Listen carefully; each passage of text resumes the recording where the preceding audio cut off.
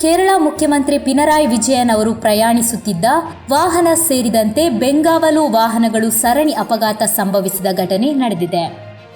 ಘಟನೆಯಲ್ಲಿ ಮುಖ್ಯಮಂತ್ರಿ ಸೇರಿದಂತೆ ಎಲ್ಲರೂ ಅಪಾಯದಿಂದ ಪಾರಾಗಿರುವುದಾಗಿ ಹೇಳಲಾಗಿದೆ. ಕೋಟ್ಟಯಂಗೆ ಭೇಟಿ ನೀಡಿ ರಾಜ್ಯ ರಾಜಧಾನಿಗೆ ವಾಪಸ್ಸಾಗುವ ವೇಳೆ ತಿರುವನಂತಪುರಂ ಬಳಿ ಮಹಿಳೆಯೊಬ್ಬರು ದ್ವಿಚಕ್ರ ವಾಹನದಲ್ಲಿ ರಸ್ತೆ ದಾಟುತ್ತಿದ್ದ ವೇಳೆ ಡಿಕ್ಕಿ ಹೊಡೆಯುವುದನ್ನು ತಪ್ಪಿಸಲು ಬ್ರೇಕ್ ಹಾಕಿದ ಪರಿಣಾಮ ಸಿಎಂ ವಾಹನಕ್ಕೆ ಬೆಂಗಾವಲು ವಾಹನಗಳು ಸರಣಿ ಡಿಕ್ಕಿ ಹೊಡೆದಿದೆ. ವಾಹನಗಳು ಸ್ವಲ್ಪ ಜಖಂಗೊಂಡಿದ್ದು ವಾಹನದಲ್ಲಿದ್ದವರು ಅಪಾಯದಿಂದ ಪಾರಾಗಿದ್ದಾರೆ. ಬಳಿಕ ಮುಖ್ಯಮಂತ್ರಿಗಳನ್ನು ಬೇರೆ ವಾಹನದ ಮೂಲಕ ಕಳುಹಿಸಿಕೊಡಲಾಗಿದೆ.